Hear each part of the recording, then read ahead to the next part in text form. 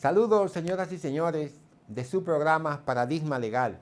Esta semana, dentro de lo que es el contexto de las festividades y del mes, estamos rediseñando las cosas para que tengan un nuevo contexto. Por eso estamos aquí en este escenario de esta manera, porque estamos en diciembre. Diciembre siempre trae muchas cosas, sobre todo fiesta. Y vamos a hablar de algunas de esas cosas que no son fiestas, son de las cosas que tenemos candentes todavía a esta fecha. 19 de diciembre, apenas 12 días para concluir el año. Pero sí, en el contexto de nuestro entorno, en la política, observamos cómo hay una situación que parece que nació con el último escándalo público que todavía no ha terminado de secarse bien en términos de medios de comunicación, el Intran y los 1.300 millones de pesos, que se dice que ya se han entregado 800 y más, y por lo que se vio, no sé qué va a pasar en el tribunal porque hay una acción legal abierta, pero como ustedes saben, la Dirección General de Contrataciones Públicas anuló el contrato. Eso significa que lo dejó sin efecto. Pero en ese contexto estamos observando otros escenarios que han venido incluyéndose posterior a ese.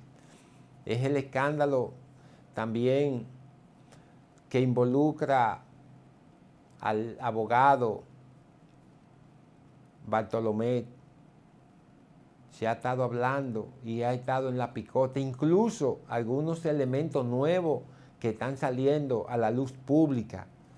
No sabemos cómo va a ser y hay otra situación que involucra a otra persona vinculada en medios de comunicación. Todas estas situaciones dentro del esquema de final de año que parece ser que va a proyectarse o a proyectarse ya para el nuevo año, porque son cosas que están trascendiendo. Hoy por igual manera vemos como el ministro de la Presidencia acude al Senado a defender la posición del Estado con relación a los préstamos o al préstamo de Aerodón o al contrato con Aerodón, Aeropuerto Dominicano, siglo XXI, que así se llama la compañía. Entonces, en ese contexto y cómo estuvo esa presentación y esa defensa del gobierno a través del ministro de la Presidencia, estuvo asumiendo la defensa y explicando los detalles técnicos y los detalles jurídicos de la situación, pero yo entiendo que tenemos que caminar mucho más, porque en ese contexto y viendo la panorámica de nosotros institucionalmente hablando, por ejemplo, observamos que también en el Congreso, yo no sé qué dinámica va a ser el PRM con el Congreso, porque se ve como una disyuntiva, como una desvinculación entre una perspectiva y otra. Ahora la iniciativa es que a las mujeres le quiten la preposición de, para que no lleven el apellido, que ellas tengan su propia identidad a las mujeres cuando están casadas. Y esa es la nueva dinámica, tantas cosas tan importantes y trascendentes que tiene el Congreso. ¿O es que acaso no se entiende que el Congreso es el primer poder del Estado? ¿Es que no se sabe la trascendencia jurídica y política que el Estado tiene como el Estado y a través del Estado sus instituciones? El Congreso como primer estamento jurídico y primer poder del Estado, yo entiendo que frente al escenario de demanda, como que el Congreso debería de fijar una posición no más seria, no estamos chequeando si es más seria, si es menos seria, si es, no, más institucional, más calificada de cuál es la necesidad o cuáles son las necesidades. Nosotros tenemos un código civil que tiene más de 20 años engavetado en el Congreso y no sale todavía. Nosotros tenemos el Código Penal que está muerto en el Congreso. Nosotros tenemos inmensa cantidad de leyes que no concluyen de salir. Y son leyes que sí intervienen en lo que es la estructura económica de la República Dominicana. La ley que tiene que ver con los alquileres todavía no ha terminado. Me parece que está en el Senado de la República.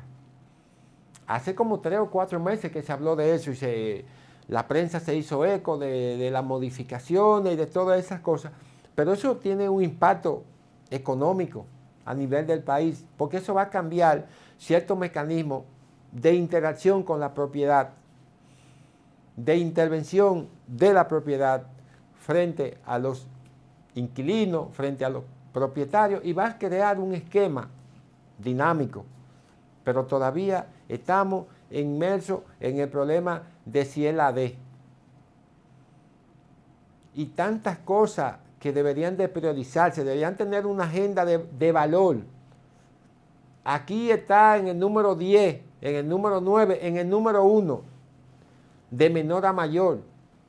Y que las cosas tuvieran como una especie de rigor, de volumen, de la forma de cuantificar lo que necesita. Si es posible, hacer hasta encuestas. Ya hoy la tecnología permite que se pudieran hacer encuestas, qué valor le da la población a X proyecto. Y sobre esa condición, pues, poder trabajar. El Código Civil tiene un 80% de demanda. De una población X votó, el 80% exige que el código se le dé prioridad. No significa eso que se le esté imponiendo condiciones al Poder Legislativo, jamás. Simplemente que ellos están valorando qué piensan los electores de sus representantes y sobre la necesidad que tienen los electores de una u otra cosa. Entonces, los representantes legalmente constituidos con el voto de eso que están votando, pues que de esa manera le den prioridad a los proyectos de leyes que cursan en el Congreso, que muchos tienen 5 años, muchos 10, muchos 15, muchos 20, y no se sabe cuánto. Entonces, hay leyes importantes proyectos de leyes que esperan que el Congreso le dé una conclusión. El Tribunal Constitucional, por ejemplo, ha establecido un sinnúmero de leyes, que hay una gama de ellas que todavía no están aprobadas. ¿Por qué? Bueno, porque el Congreso tiene que adecuar leyes que el Tribunal Constitucional establece y considera que no están acordes o que por una razón u otra la anula o la modifica, y entonces hace las recomendaciones. Esa es una facultad constitucional que tiene el Tribunal Constitucional, sugerir. Además, la propia Constitución, ya con 12 años, 13 años, todavía hay leyes que están pendientes de aprobación para regular la aplicación de esa normativa nacional. Entonces, frente a todo ese escenario, frente a todo ese esquema, nosotros tenemos que ver cómo podemos articular un mecanismo que nuestros representantes entiendan cuál es la necesidad nuestra. ¿Qué yo pienso de una iniciativa o de otra? ¿Qué es más importante? Hagan encuestas, aperturen encuestas. El Congreso puede aperturar encuestas públicas a través de las redes. No significa que le estemos haciendo una condición, les reitero, imponiéndole a su poder, no. Pero recuérdense que el poder, el pueblo lo delega en ustedes. Y eso significa que ustedes entonces escucharían la voz de ese pueblo para actuar en función del interés que despierte el pueblo, en función de las iniciativas congresionales que están pendientes. Y eso crearía un mecanismo significativo en términos de lo que representa el Congreso y quizá tuviera una jerarquización de legitimación mucho más elevada que lo que actualmente el Congreso tiene.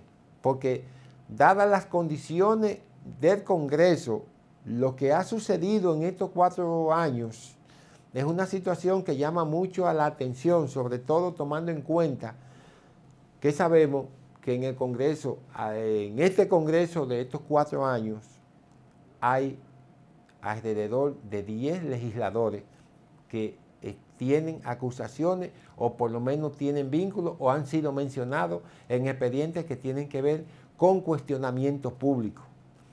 Todas esas cosas ayudan a que si hay una perspectiva de los legisladores para con el pueblo y que actúen en función de del sentido de ese pueblo, la legitimidad se eleva y el respeto a ese Congreso tiende a proyectarse de manera muy significativa en términos de lo que es el primer poder del Estado. Y eso es positivo, pero parece ser que nada más necesitan el voto de cada uno de los sufragantes cada 4 años y después no al vínculo. Yo no sé cuáles son mis legisladores, cuáles son mis regidores, yo no lo conozco en mi demarcación. Y así la gran mayoría de dominicanos no lo conocen, porque muchas veces hasta se mudan para no interactuar y todas esas cosas. Pero seguimos esperando y en diciembre vamos a coger la cosa más suave. El tránsito está vuelto un caos. Yo le sugiero y le sugerimos que si usted no tiene que hacer cosas necesariamente necesarias, valga la redundancia, no salga a la calle, porque es un caos que no hay forma de disminuirlo o controlarlo, porque por cualquier calle la situación está igual. Nada, Paradigma Legal concluye aquí esta semana, haciendo esa salvedad y esos hechos diversos que están acorralando el mes de diciembre. Implica que parece ser que van a pasar a enero, pero allá le daremos continuidad y profundizaremos en esos enfoques. Reiterarle a ustedes que hagamos una comunidad mayor. Suscríbanse como Paradigma Legal en YouTube, nuestro canal y en las redes sociales. Y recordarles que esto es Paradigma Legal. Gracias.